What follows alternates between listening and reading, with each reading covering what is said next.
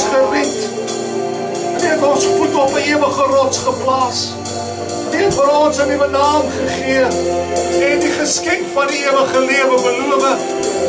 En saam met dit het U vir ons ook gesê, vra en vir julle sal gegee word. Soek en julle sal vind.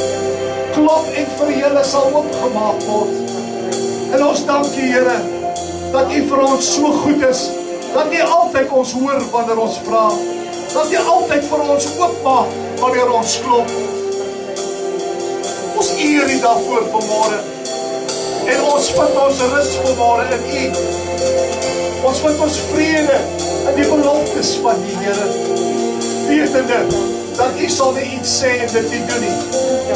U is nie 'n leienaar nie. U woord is waaragtig. En U het gesê, ek is met julle al die dae tot aan die volëinding van die wêreld. U het gesê deur Paulus dat die mens is ontrou, maar God bly getrou. En ons vind ons rus vanmôre in U getrouheid. Ek sê dit met oortuiging in my lewe. Here, U het my nog nooit geval nie. Nog nooit teleurgestel nie. En hier is 'n wolk van getuies vanmôre wat sê ja, amen. Dit is die waarheid. Jesus is gister en vandag en tot in alle ewigheid dieselfde. Al raak dinge soms moeilik en al voel dit baie keer lank. Here, wanneer gaan U deurkom?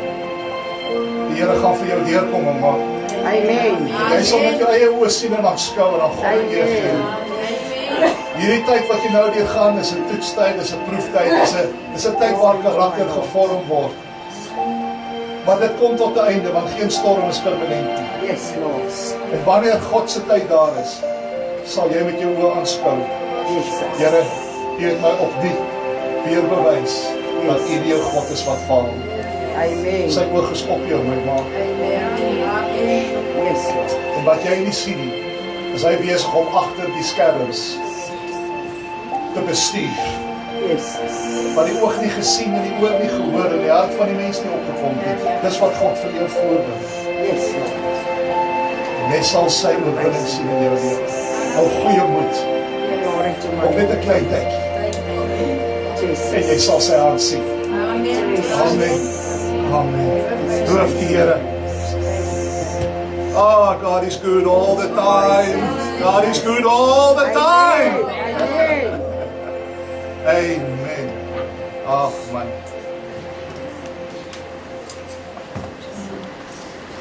Ja, ons is 'n wolk van getuies hier vanmôre wat kan sê ja. Die Here stel nie teleur nie. Dalk is u nie iemand wat baie praat nie, maar u kan die hand opsteek en sê ja, ek stem saam. God is getrou. Kyk net wat het hy in my lewe reg gekry. Amen. Ek wat so teen hom gerebelleer het, ek wat so weg probeer hardloop het van God, amper soos 'n Jona probeer weghardloop het, was God getrou eerstens om my siel te red Yes, amen. en tweedens om my te dra tot hier waar ek vandag is. Weet, baie van u moes nie hier gewees het vandag, Ja, halleluja. maar die Here het jou bewaar en hy het jou gedra. En ons dank hom daarvoor vanmôre. Amen. Amen. Ons is vanmôre hier om mekaar opnuut. Presies. Wil jy iets vra? Wil jy iets sê? Kobus wil getuig. Kobus getuig. Ja. Nee, regtig nie, maar so. Kobus, jou nommer is op, lyk dit vir Ja, my. weet nie so. Ja, ek het 2 jaar harde werk gedoen vir die maatskappy waar ek nou tans is. Ek het Vrydag 'n aanbod gekry van 'n ander maatskappy af. Minder ure, meer geld. So wil net weer dankie sê dat hy daai deel gemaak het. Ja, so miskien hoe gaan dit vir die maand wat ek nou moet uitwerk. So ja, die Here is getrou. I didn't know that. Loof die Here. Dan is dit net 'n bevestiging. Om te sê dat die Here het gesien en die Here Ek wil het. net sê ek het 'n bietjie getwyfel om te teken, maar nou vanoggend sal ek hom maar teken die aanbod. Okay, jy het nie die bevestiging gesoek. Ja. Wel, die Here sal dit in jou hart bevestig. Ons vertrou nie die woord van 'n mens nie. Dit moet in jou hart bevestig word deur die Heilige Gees. Amen. Alright. Mond van 2 of 3 getuies. 'n Mens kan iets profeteer, maar dan moet die Heilige Gees dit bevestig.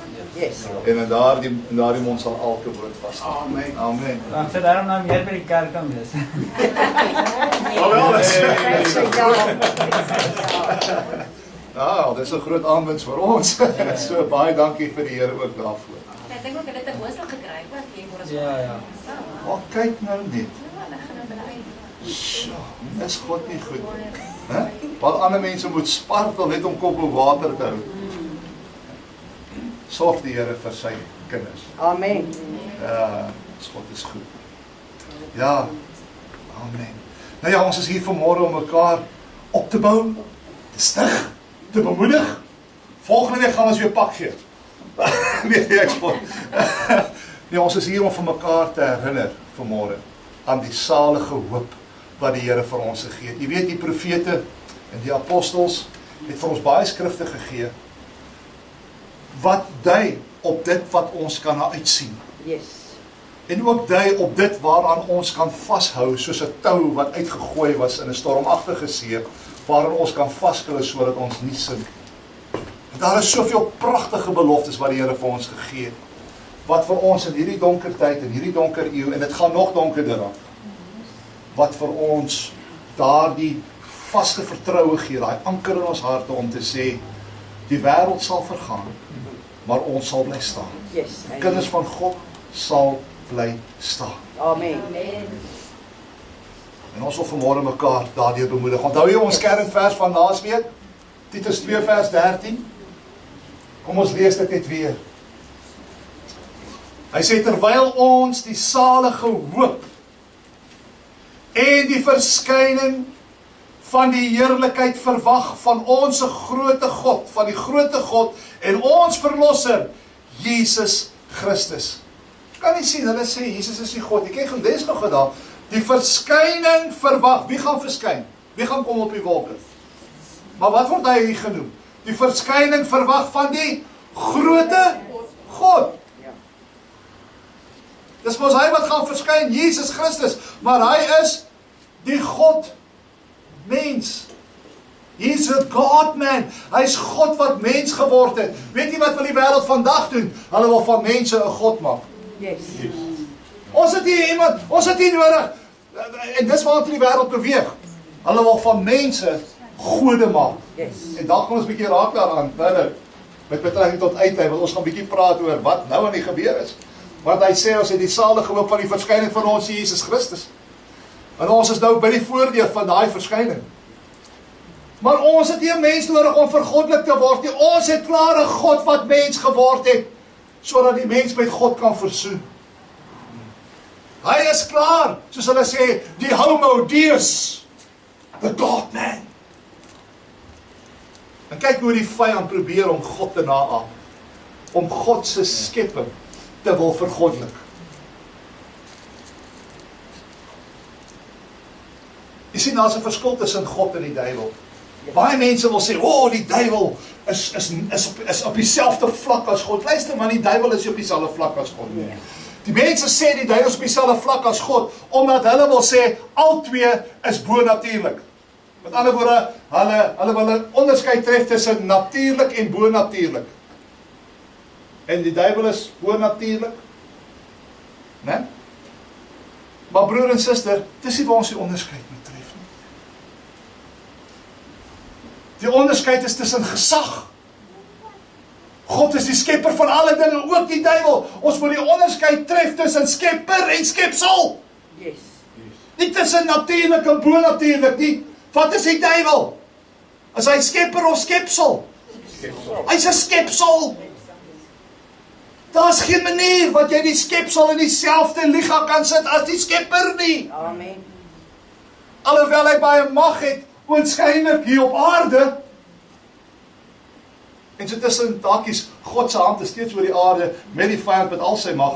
En God weet presies wat gaan gebeur. En eendag sal die vyand nog neergewerk word op die aarde en hy sal sy plek in die hemelse plekke verloor waar hy nie meer die aanklaer van die broer sal kan wees nie. In daardie dag gaan lees Openbaring 12. Hy met al sy engele sal op die aarde neergewerk word en hulle invloedsfeer sal net hier op die gesig van die aarde wees waar hulle nou nog in die hemele, in die tweede hemel ook kan funksioneer. Maar dit wys jou net hoe God is in beheer van al hierdie dinge, selfs die vyand. Wanneer daar oorlog sal wees in daardie dag tussen Michael en sy engele en die duiwel en sy engele, volgens Openbaring 12, sê Openbaring dat hulle plek is in die hemel nie meer gevind nie. Dit sê mos vir ons, God is in beheer, man. Hy is skepper God. En hy ken die einde van die begin af. Hy weet hoe die storie eindig. So moenie dat die vyand jou vreesagtig maak. Deur goeders wat hy soms reg kry. Oorskynlik hier op aarde, wat lyk asof hy besig is om te wen. He's not busy winning. Ek luister volgens van Ramaphosa, wat so uitvaar teen Amerika en teen Israel, en hoe hy homself skaar by al die nasies van die ooste. Ek dog, hoor hier solank jy nie namens my praat. En hoe die wêreld verenig agter 'n man soos hy. Daar by die World Lottery Association, hulle het so daarso in Barcelona het hulle so samekoms gehad waar hy nou opgetree het. Maar ek sien hoe die hele wêreld verenig teen dit wat God gesê het, ons moet voorbid. En dis Israel. Maar die hele wêreld staan op teen dit, en ek sien hoe al die aste van die wêreld begin om saam te stoer, om almal teen een nasie op te staan, soos dit geprofeteer is. En dan lyk dit so asof die vyand besig is om te wen. Maar wat ek weet is, dat op die einde van die dag, wanneer dit lyk asof daai beeld waarvan Daniel gepraat het in Daniel 2, asof hy nou besig is om momentum te kry, en asof hy besig om oor te vat, sal die Here in 'n oomblik se tyd daar die hele wêreldstelsel vernietig. Deur sy verskyning. It's gonna be a great day. Amen. Of Trump wil sê, oh, we are having a great time, of we are, no, jy het nog niks gesien nie. Die dag wanneer die Here kom, dit sal 'n groot en 'n deurligtige dag wees. Amen. Terwyl ons die salige hoop het, en die verskyning van ons God, en ons Here Jesus Christus, ons verlosser, verwag. Ons het laasweek gepraat oor hierdie salige hoop. Onthou julle, wat was die salige hoop? Die hoop op, volgens Titus 1 vers 2 en Titus 3 vers 7, die hoop op die ewige lewe. God het aan ons die ewige lewe geskenk. Jesus het mos gesê daar in Johannes 14:19, omdat ek lewe, sal julle lewe. Wie glo Jesus leef vandag? Amen. Wie glo die graf is leeg? Amen. En omdat die graf leeg is dit vir ons 'n versekering dat ons sal lewe, Amen. soos wat hy lewe. Maar die lewe is in die Seun. Jy moet dit altyd onthou. As jy nie in hom is nie, is daar geen lewe nie. Jy sien, toe ons gebore was ons gebore dood in ons misdade en ons sonde. So ja, jy as 'n babatjie was gebore, jy het asem gehaal, maar dis alles in die vlees. Jy was geestelik dood gebore. Hoekom dink julle, het Jesus dan vir Nikodemus gesê in Johannes 3, dat as jy die koninkryk van God wil beerwe, moet jy weer gebore word. Want jou eerste geboorte was net 'n vleeslike geboorte. Die tweede geboorte is 'n geestelike geboorte. En God is gees. So as jy hom wil sien, dan moet daar 'n geestelike metamorfose plaasvind, 'n geestelike transformasie, waar God deur sy gees in jou kom woon. Amen.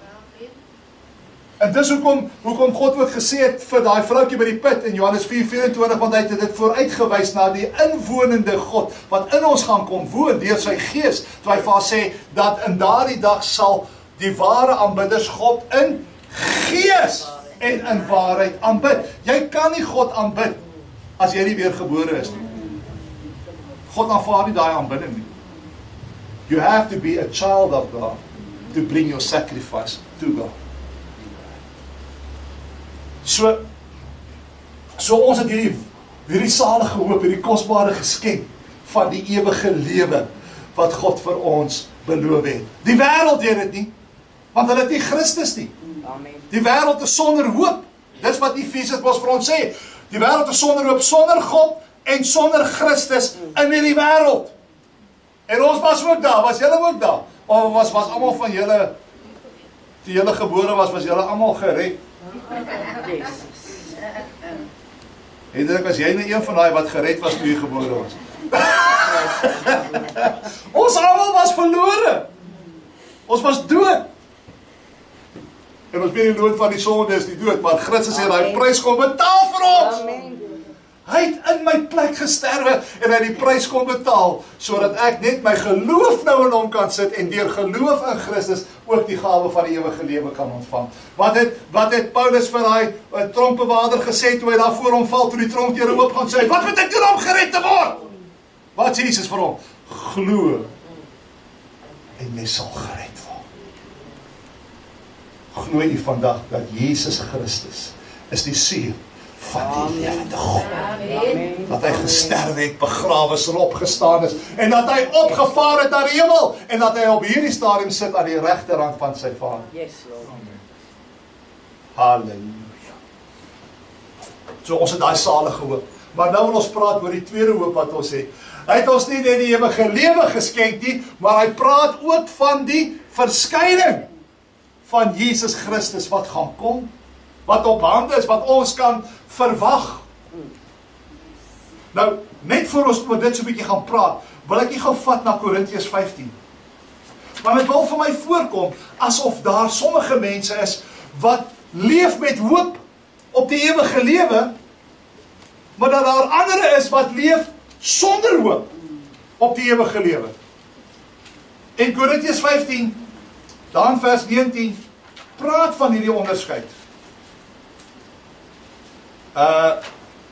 Hy sê, as ons net vir hierdie lewe op Christus hoop, dan is ons die ellendigste van alle mense.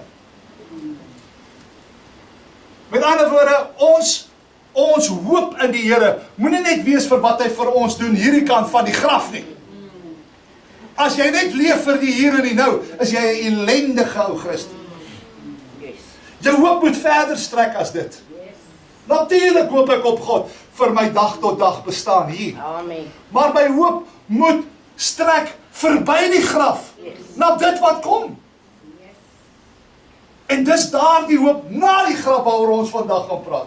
Ja, ons het klaar die geskenk van lewe gekry deur wedergeboorte, maar nou dat ek wedergebore is, waarop hoop ons nou? En hierdie hoop wat ons het, is gebaseer en gefundeer waarop? Op die beloftes wat die Here gegee het, want hy het nog nie gekom nie. So waarop bou ons hoop? Op dit wat hy vir ons gesê het in sy woord. Wat sal gebeur? Ons het beloftes gekry. Ons het beloftes gekry van 'n ewige lewe wat vir ons wag. Ons het dit gelees hier in Titus 2 vers 13. Wat sê Johannes 3 vers 16? So lief het God die wêreld gehad dat hy sy enige gebore seun gegee het, sodat elkeen wat in hom glo nie verlore hoef te gaan nie, maar die ewige lewe. Ewige lewe. Nie net lewe tot jy doodgaan nie. Ewige lewe sal hê. Daar's iets waarna ons kan uitsien, selfs na die graf. Wat sê Johannes 3 vers 36? Hy sê dat hy wat die seun het die lewe. Maar hy wat die seun ongehoorsaam is, sal die lewe nie sien nie, maar die toorn van God bly op hom. So in Christus het ons die belofte van lewe. As ons lees, ek dink gaan gewoon 'n skrif soos 1 Johannes 2 vers 25, ons het die belofte van die ewige lewe in die seun. 1 Johannes 5, 11, 12 sê dieselfde, hy wat die seun het die lewe. Hy wat nie die seun het nie, het nie die lewe nie. Sê ons al die beloftes. 2 Petrus 1 vers 4 is 'n lieflike skrif. Hy sê terwyl ons hierdie kosbare geskenk het, wie kan dit gou vir ons lees? 2 Petrus 1 4, ek wil nou nie die woorde verdraai nie. Het iemand 2 Petrus 1 4 daar? Wil ek het dan as, jy is mos vinnig op die voete, jongen. Ag, Herman, sorry man. As jy nie nou daar naby nie, weet gou vir my 2 Petrus 1:4. Weet jy om daar is, Maria? 2 Petrus 1 vers 4. Lees hom gou daar vir ons. Waardeur hy ons die grootste en kosbaarste belofte geskenk het, sodat julle daardeur deelgenote kan word van die goddelike natuur, nadat julle die verdorwenheid ontvlug het, wat deur begeerlikheid in die wêreld is.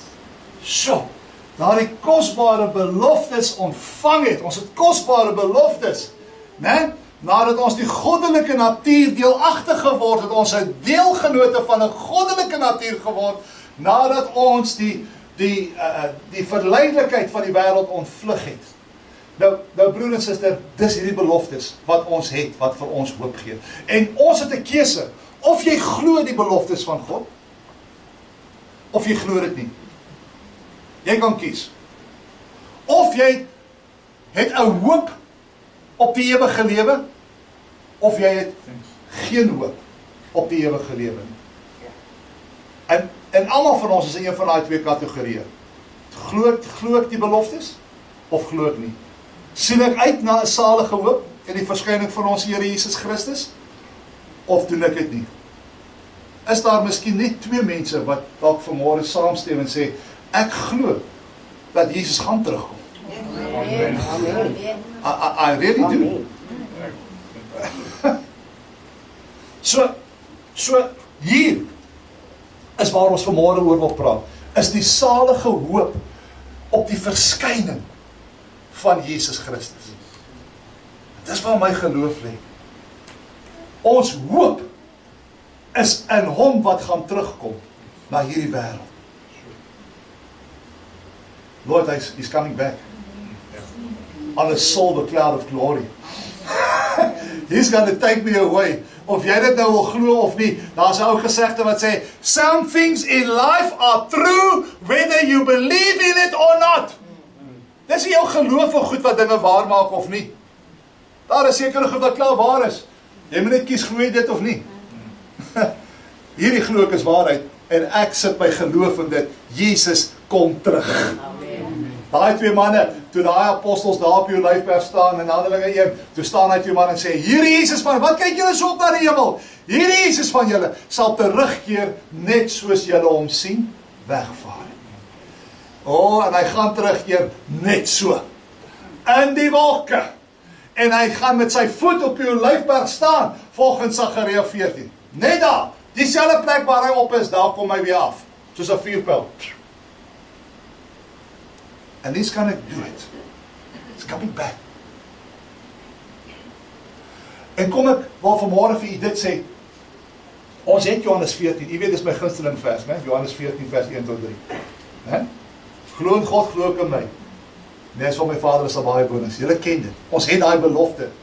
Maar daai belofte wil ek vanmôre vir u voorgee deur te sê dat dit is nader as wat u dink. Yes. Ek dink nie baie mense besef eintlik wat se eskalasie daar in die wêreld nou is nie. Yes. Ek glo ons is baie naby vir die vervulling van daai belofte. As ons gaan lees in Matteus 24 vers 37. Hoor gou hierdie interessante verklaring wat Jesus maak.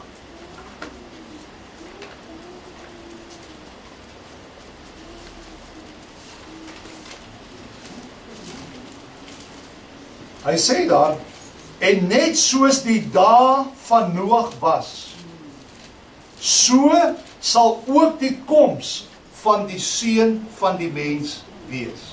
Net soos die dae van Noag was, so sal ook die koms van die seun van die mens wees.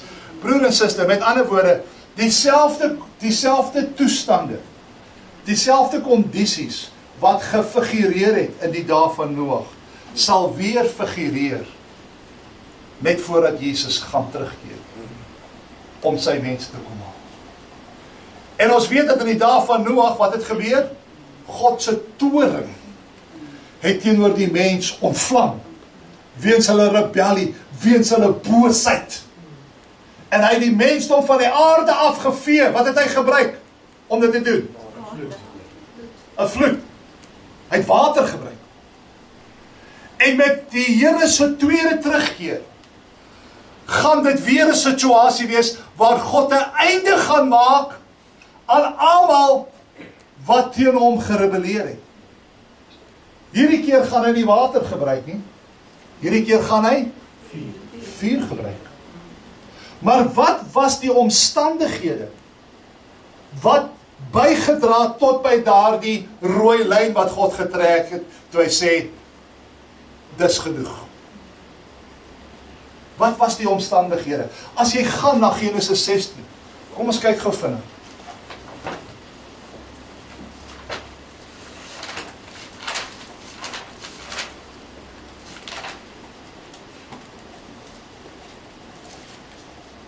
Opskrif die sonvloed.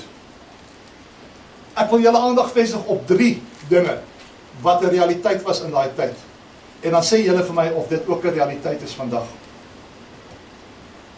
Vers 1 sê, toe die mense op die aarde begin vermeerder, en daar vir hulle dogters gebore is.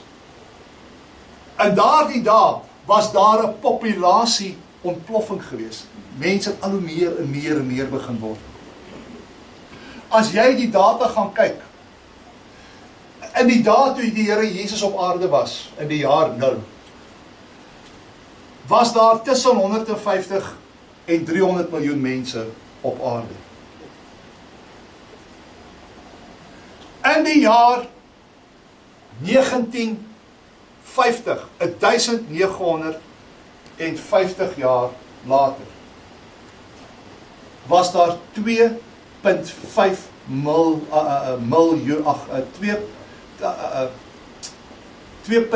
biljoen mense op aarde. Van 300 miljoen na 2,5 biljoen in 1950 jaar.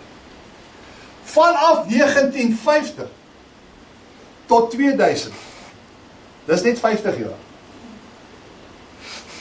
het die wêreldbevolking opgeskiet van 2,5 biljoen na 6,2 biljoen mense. Kyk die eskalasie, sien die grafiek.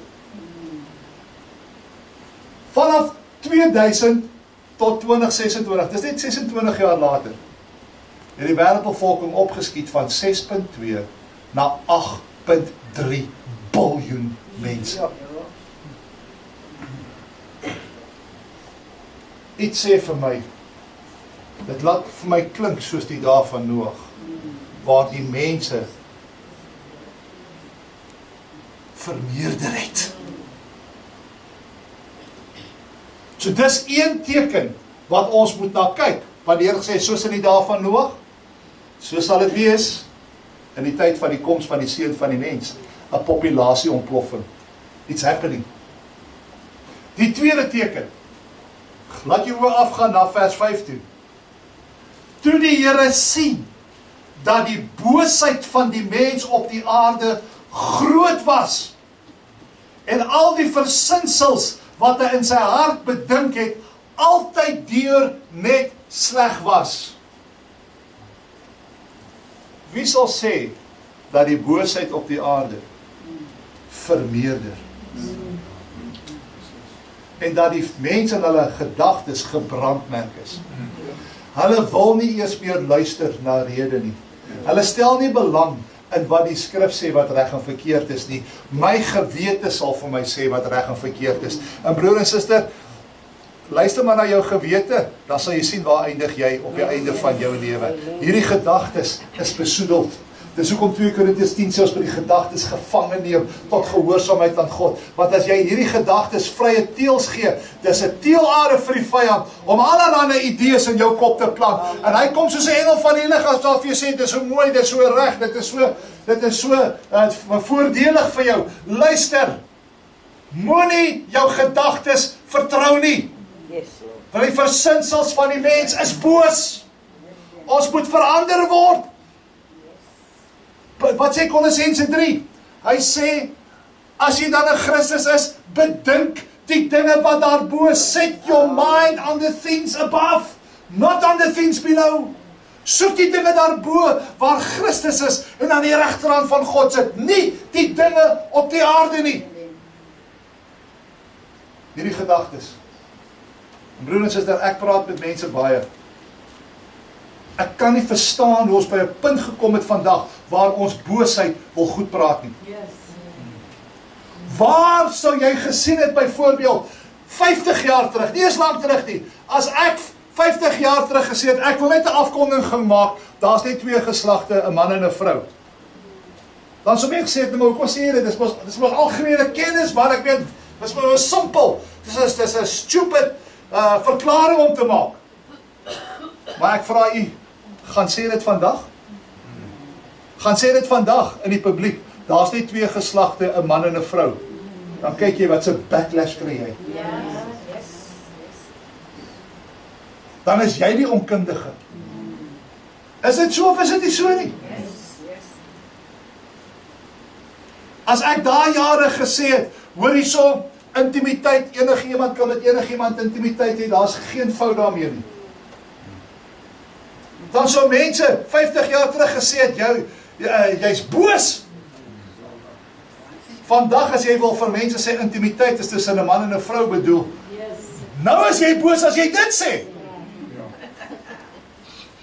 Kan jy sien hoe die wêreld op sy kop gedraai? Dit wat goed is nou sleg. En dit wat sleg is goed.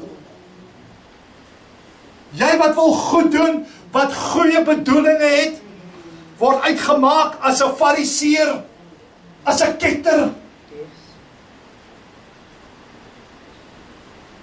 Het jy geweet dat Christene in Turkye word nou verbied?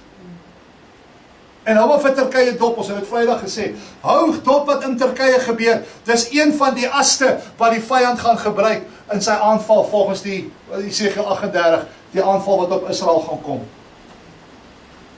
Turkye, Togarma, Mesach, Tibal, is alles dele van Turkye. Sendelinge, wat al dekades daar sendingwerk doen, is nou ingang geweier in Turkye. Hulle sit op hulle paspoorte, N82 en G87. Weet jy wat beteken daai kodes? Terroriste. Christene word gebrandmerk.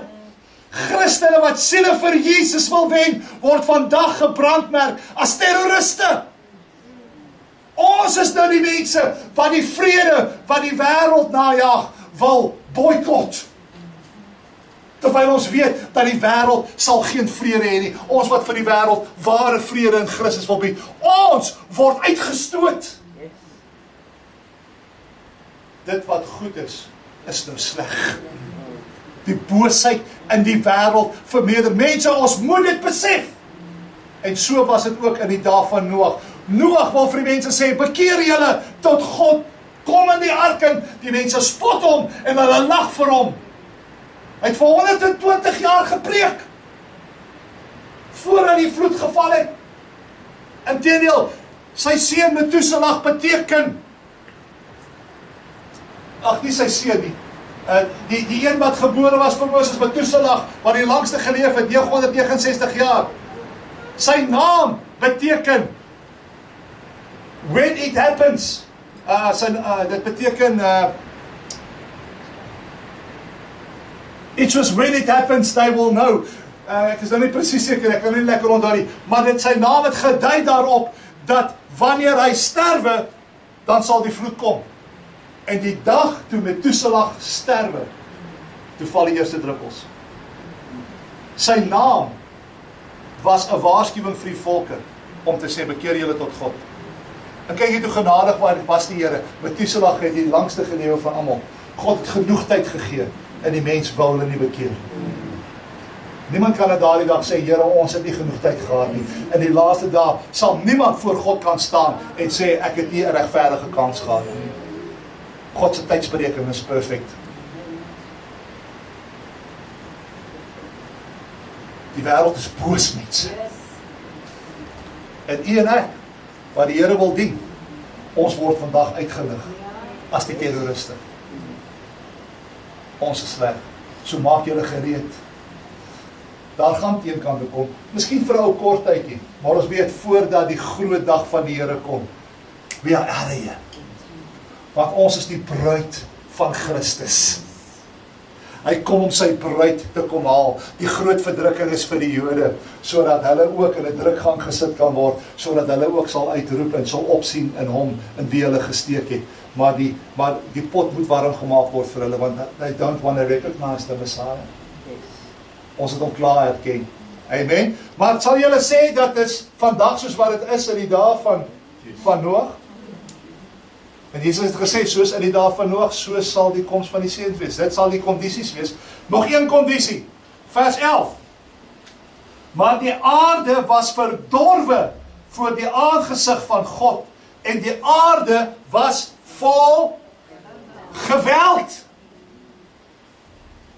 My mond het oopgehang, toe ek 'n kort tyd gelede, Tygerberg Hospitaal toe moes gaan. En ek was by die krematorium afdeling, daar waar die lyke afgelaai word. Toe ek daar instap, my vriende, ek weet nie wanneer laas was julle by so 'n spasie nie. Die lyke lê van die grond af op mekaar. Hulle lê die lyke later in die gange, en daar is nie plek in die saalarea nie. Wat nou nog moet, hulle moet nog autopsies doen op die goed, op die lyke. En broer en suster, toe vra ek vir hulle, waar kom al die lyke vandaan? Weet jy hoe lang 95% van hulle daar? Bende geweld. Bende geweld. Jy sien net koelwonde oral. In die kop, in die lyf, in die hart. Die lyke lê gesaai. Hulle het nie plek oor naweke om al die lyke te huisves nie.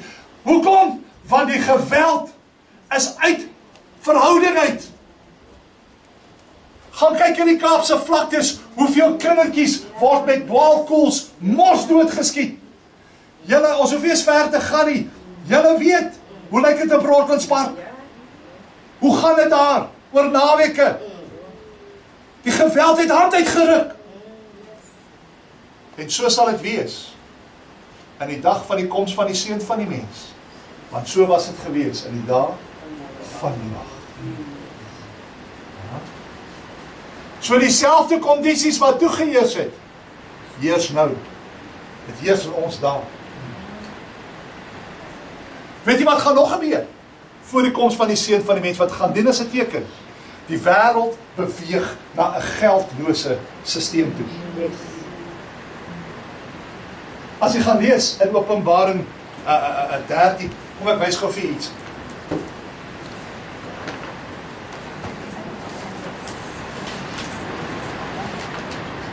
Lekker val hy nou. Vers 15 sê, en dit is hom gegee om 'n gees aan die dier se beeld te gee. Hy praat hier van die anti-kris, is aan die anti-kris gegee om 'n gees aan die dier se beeld te gee, sodat die dier se beeld ook sal praat en maak dat almal gedood word wat die dier en die beeld nie aanbid nie. Broer en suster, hierdie is artificial intelligence. Ons kan lank praat vanmôre oor AI. Ek weet of julle weet hoe ver is kunsmatige intelligensie nou al gevorder. Ek dink Nico, jy sal dalk baie kan gesels daaroor. Maar jy weet van die rekenaar wat hulle bou, wat hulle noem Prometheus. Prometheus wat eintlik 'n mitologiese god was in die vroeë jare. Maar wat spreek van hulle Prometheus genoem 'n trickster.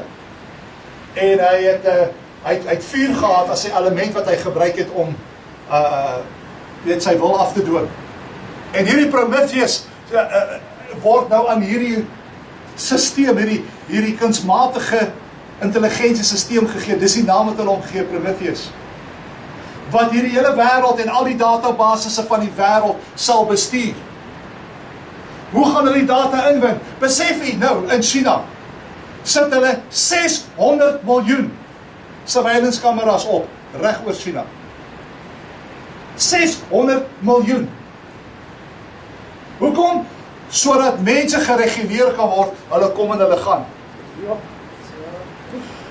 Hulle doen dit onder die voorwendsel van, so kan jy misdaad inperk.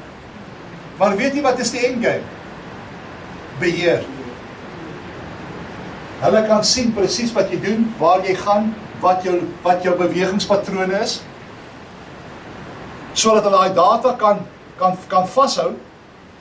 En weet jy wat het hulle nog gedoen? Hulle het 'n puntesysteem ingebou. Elke mens in China, dis waar hulle beweeg, kry 300 punte.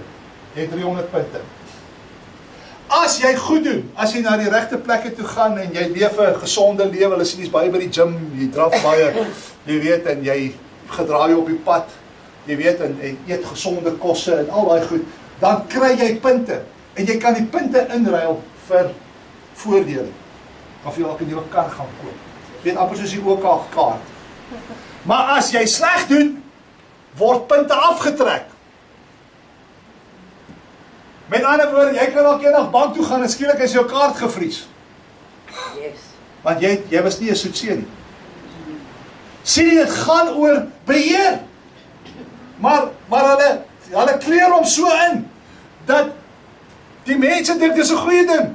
Jy praat al met mekaar, hoorie so, ek het hierdie week 50 punte ingewen, amper soos wat ons praat oor ons OK-kaarte, ja, ek het extra 10 rand hierdie week verdien. Dis so hulle dink, maar hulle sien nie waar tot op pad is nie. Die anti-kris is op die punt om geopenbaar te word, want alles is besig om te sentraliseer. Hulle is besig om die wêreldstelsels in een sentrale stelsel vas te vang, sodat hulle totale beheer oor jou kan hê, en in daardie dag sal daar ook 'n merk wees. En ek wil nie ingaan op wat ek dink by die merk sien, maar die feit is, daardie merk sal 'n invloed hê of jy in staat sal wees om te kan koop of verkoop. En dis waar hierdie Openbaring 15 inkom. Hy sê, waar was ek nou? Openbaring 13, vers 15. Hy sê, dis aan hom gegee om 'n gees aan die dier in sy beeld te gee. En daardie beeld, my vriend, glo ek is hierdie AI. Dis my oortuiging. Sodat die dier se beeld ook sal praat en maak dat almal gedood word wat die dier se beeld nie aanbid nie. Met ander woorde, jy sal met die dood gedreig word as jy nie onderwerf aan dit wat hulle van jou verwag nie. En hy maak dat aan almal, klein en groot, en die rykes, en die armes, en die vrymense, en die slawe, 'n merk op hulle regterhand en op hulle voorhoofde gegee word, sodat niemand kan koop of verkoop nie, behalwe hy wat die merk of die naam van die dier of die getal van sy naam het. Niemand sal kan koop of verkoop nie. Mense, hier is die beeldspraak nie. Hulle wil jou ekonomiese vloei van geld, wil hulle beheer. En hoe gaan hulle doen? Ons moet van rand en sent, ons moet van kontant ontslae raak. Ons moet beweeg na 'n datastelsel, waar as alles digitaal is, en jy leef nie reg nie, dan druk hulle net 'n knoppie, en jy het nie toegang tot jou geld nie. Want daar is iets meer soos kontant nie. Kom jy agter hoeveel plekke jy nou instap, hoeveel meer plekke daar nou is wat sê ons aanvaar net? Kaap. Cheese Factory. Jy kan nie meer kontant daar gaan koop nie, jy moet nou met 'n kaart. Ek voel amper sleg om nou met kontant in 'n plek in te stap, want kontant is nou nie meer goed genoeg nie. Dis nog klein, maar dit gaan al hoe meer en al hoe meer en al hoe meer raak, want ons beweeg na 'n kontantlose stelsel toe, my vriende, sodat ons op die ou ende gereguleer kan word, en jy gestraf kan word as jy nie doen wat die regering van jou vra om te doen. Het Tanya, eendag gaan hulle nie meer jou kontant daar so by die winkel aanvaar nie. Jy gaan net slippies. Maar dis 'n teken van die einde van tyd. Jene mense in 1980 was dit vir ons 'n groot ding toe jy by Shoprite instap en hulle die scanners. Jy weet, die scanner hierdie goed. Dit is amazing. Né? Maar daar, ek het nog gesien, het ek al, toe my pa vir my vertel van hierdie goed wat gaan gebeur, ons gaan beweeg na so 'n area toe, so tyd toe. En kyk waar trek ons nou al. Alles is digitaal. So broers en hou dit op, want hierdie is die goed wat gaan gebeur, voordat die Here gaan terugkeer. Maar, soos wat hierdie dinge gebeur, wat moet ons as kinders van die Here se reaksie wees? Ons hoop moet net al sterker en sterker word. Dis hoe ons reaksie moet wees, wat ons sê, dit was vir ons gesê, voor die tyd. So wanneer dit nou gebeur, moet jy nie angstig raak nie. Jou hoop moet sterker raak. So, ek kyk hier goed, en dan dink ek, joh, dis verskriklik, vir die wêreld moet dit seker angswekkend wees, maar nie vir my nie. Nee, dit bring nie vrees by my nie, ek weet my Jesus is op pad, hy gaan baie, baie gou weer terugkeer, ek weet het. Kyk wat gebeur in Europa, dis nog 'n teken mense, is hierdie Europese Unies, hierdie verskillende lande wat verenig, onder een sambreel met een regering, dis waartoe hulle beweeg, onder die Europese Ekonomiese Unie, waar hulle bande smee, deur verdragte met mekaar te teken, vredesverdragte, onder een regering, dis wat ons sien in die beeld van Daniel, van Daniel 2, hoe daar die magte verenig, daai voete van yster en klei, en nou sien hulle net een geldeenheid nou, of nie een geld nie, hulle het 'n ekstra geldeenheid genaamd die euro, wat nou oral in Europa aanvaar is, buiten al die ander geldeenheid, maar wat is die geldeenheid van die verskillende lande, maar wat is die einde? Hulle wil van al die geldeenheid ontslae raak, sodat daar net een eenheid aanvaar word. En alles beweeg na hierdie sentralisering van alle dinge. Alles tekens van die tye, mense. Alles tekens van die tye. Maar wanneer die dinge sin gebeur, weet, die koms van die Here is naby. En hoe donkerder die wêreld word, hoe sterker word my hoop. Jesus kom terug. En hy kom om sy kinders te kom haal. Amen. So dis waar ons hoop lê. Mense, my hoop lê in Daniël 2:44. Weet julle wat sê Daniël 2:44? Kom ons kyk gou.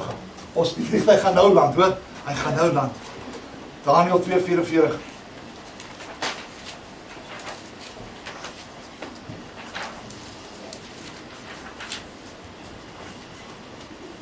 Hy sê, maar in die dae van die konings sal die God van die hemel 'n koninkryk verwek wat in ewigheid nie vernietig sal word nie. En die heerskappy daarvan sal aan geen ander volk oorgelaat word nie. Dit sal al daardie koninkryke verbrysel en daar 'n einde aan maak, maar self sal dit vir ewig bestaan. Die Here sê, al die koninkryke, reg deur, ag man, die Egiptiese koninkryk, die Assiriese koninkryk, die Babyloniese koninkryk, die Persiese koninkryk, die Griekse koninkryk, die Romeinse koninkryk, die Antichrist koninkryk, al daardie koninkryke gaan die Here kom vernietig, want daar het 'n klip los geraak uit die hemel, 'n klip nie met hande gemaak nie, dis nie 'n menslike klip nie. Dis Jesus Christus self wat uit die hemel sal neerdal en al hierdie koninkryke vernietig met een oomblik in tyd. En dit sal val. En dan gaan daai klip 'n groot berg word. En dit sal die hele aarde vul. En die aarde sal vol wees van die kennis van die Here, volgens Jesaja 11:6. En dan sal die Here sy troon as 'n ewige troon kom vestig. En daai koninkryk sal nooit weer vernietig word. Jy sê, is 'n ewige koninkryk, ons op aarde wees vir ewig, praat ons nie van 'n ewige staat hier. Luister, ja, ons gaan 'n millennium op aarde wees, maar onthou, dis net die eerste deel van daai ewige koninkryk. Die koninkryk gaan nie verander nie, hy gaan voortgaan in die ewige staat. Dis 'n ewige koninkryk. Die toestand gaan net bietjie verander, soos wat ons in die ewige staat inbeweeg na die millennium. Want ons weet, wanneer die wit troon gaan opgerig word, dan sal hierdie hemel en aarde sal verbygaan. En alles gaan niet gemaakt word. En dan sal die nuwe Jerusalem neerdal. Op 'n nuwe aarde. Maar broer en suster, dis waarna ons kan uitsien. Is hierdie koninkryk wat gaan kom. Dis wat op hande is. En broer en suster, dis baie naby. Wat sê Romeine 13:11? Hy sê, jou verlossing is nou nader aan jou, as toe jy gelowig geword het.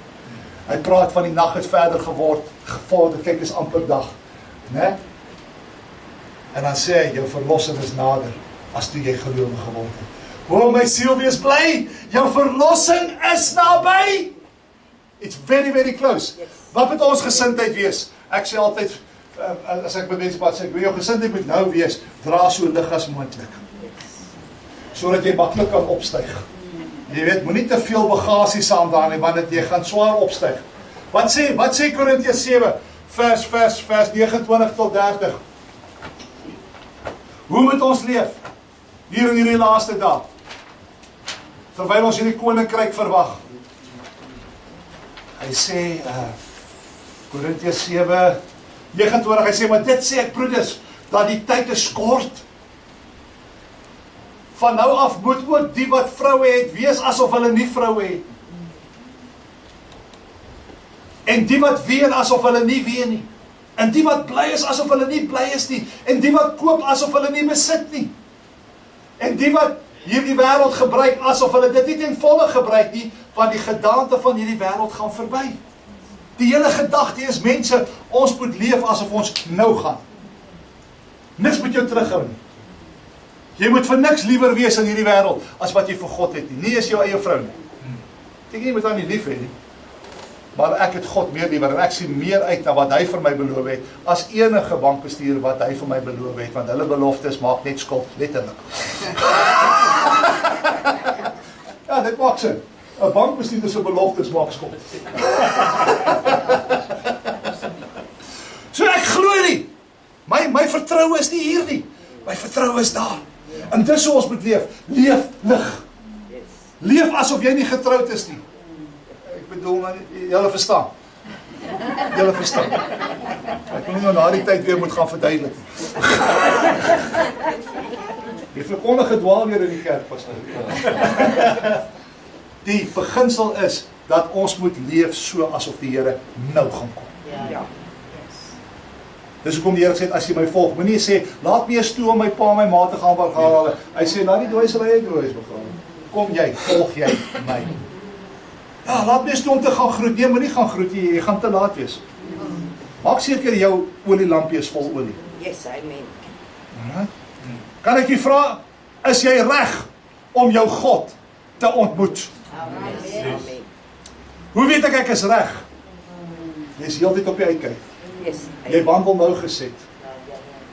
Jy wandel nou geset. Jy kry jouself 'n geleentheid. Geen bruidegom hou van 'n bruid wat se kleed vuil is nie. Maak seker jou klere is skoon. Né? Trek vir jou sierlike klere aan. Dis wat Jesaja 52 sê. Nie vuil lelike klere nie. Ons moet mooi lyk. Né? En die klere is die regverdige werke van die heiliges, né? Openbaring 19. So maak seker dat jy regverdig wandel. Dat jy vrug dra wat by die bekering pas, né? Matteus 3:8. So kom ons hou ons klere skoon en kom ons leef gereed. Yes. Want die koms van die Here is naby. 'n Laaste versie, Hebreërs 9:28. Wat sê hy? Dan is ons klaar. Wat sê Hebreërs 9:28? Hy praat oor Jesus wat die eerste maal verskyn het om ons sonde weg te neem. Maar vir die tweede maal sal hy verskyn sonder sonde. So sal Christus ook, nadat hy eenmaal geoffer is om die sondes van die wêreld weg te neem, vir die tweede maal sonder sonde verskyn aan die wat hom verwag tot saligheid. Die salige hoop is daai verwagting. Ons verwag hom tot saligheid. Weet jy wat se verlossing gaan ons dan kry? Kyk, as jy gered word, né? Word jy gered van die oordeel van sonde, naamlik die dood. Maar nadat jy gered is, leef jy heilig. En soos wat jy heilig leef, word jy verlos van die krag van sonde. Jy word eers gered van die oordeel van sonde by jou wedergeboorte. Nou leef jy heilig, nou word jy gered, nou word jy verlos van die krag van sonde, want jy lê jou lewe af. Né? Jy stel jouself diensbaar vir die Here. Jy kastei jou liggaam en maak dit diensbaar, Korintiërs 9:27. Al hierdie goeders, sodat die krag van sonde sy krag verloor. Maar dis 'n proses. En dis 'n proses wat gaan tot Jesus kom. Maar wanneer Jesus kom, weet jy wat is die saligheid wat ons dan ontvang? Dan word ons verlos van die teenwoordigheid van sonde. En dis iets om na uit te sien. waar jy nie meer versoek sal kan word nie. Ons word nog vandag versoek, maar wanneer hy kom, bring hy verlossing saam met hom. Wat 'n verlossing! Die verlossing van die teenwoordigheid van sonde. En saam met dit die geskenk van die ewige lewe saam met hom. Ag, maar dis mos nou iets om na uit te sien. Wat lyk julle so benoud? So wat is die salige hoop? Die geskenk van die lewe en die verskyning van ons Jesus Christus. En dis wat ons dra in hierdie tyd. Amen. So hou goeie moed, my liewe vriende. Hoop op God. Yes, amen. Psalm 42 sê, hoop op God. En daardie hoop sal nooit bestaan. Amen. Baie dankie Here, dat ons die versekering het, Yes. dat U ons nie as wese agtergelaat het nie. Amen. Maar dat U vir ons gesê het daar in Matteus 28:20, en kyk, ek is met julle al die dae tot aan die volëinding van die wêreld, van die era van die mens. En Here, ons is nou in daai era. Dis my oortuiging, Here. Dis my oortuiging. Ons staan nou op die punt waar die wêreld, hierdie era van die mens, volëindig gaan word. Amen. En tot op vandag het U woord gehou. U was met ons. U was met die volke deur die eeue heen. Yes. En U het ons nooit begeer en ons nooit verlaat. Here, nou in hierdie dag, terwyl ons mekaar herinner aan daardie salige hoop op die ewige lewe, bid ek dat U in hierdie môre uur, Vader, in Jesus naam, 'n fakkel hoog sal laat brand in elke hart en in elke siel wat Jesus Christus verwag. Soos wat die wêreld donkerder word, dat ons lig, dat die lig van Christus in ons nog sterker sal skyn. Soos wat die wêreld die mond van die kind van God wil snoer, dat ons nog harder sal uitroep en nog meer sal verkondig, Jesus Christus is die hoop van die wêreld. Ek bid vanmôre vir 'n vuur in elkeen se hart wat nie geblus sal word. En Here, dat ons ook getrou sal bly. Ek vra Here, soos daai lied sê, hou my trou, Here Jesus. Hou my trou. Laat ons die wedloop sal volëindig volgens Korintiërs 9, sodat ons die onverwelklike kroon kan verkry wat vir ons weggebere is. Wat ons saam met Paulus in 2 Timoteus 4 kan uitroep, ek het die goeie stryd gestry, ek het die wedloop volëindig en ek het die geloof behou. Laat ons elkeen se getuienis sal wees. Laat ons nie nou moedeloos sal word nie. Laat ons nie soos 'n Lot se vrou sal omkyk na dit wat was nie, maar laat ons net vorentoe sal beweeg na die land van belofte. Amen. Ek vra dit in Jesus naam. Amen. En ek dank U vir elke belofte, Amen. dat ons daarin kan anker. Ek eer U daarvoor. Amen en amen. Hou goeie moed, vriende. Jesus is op pad. Amen.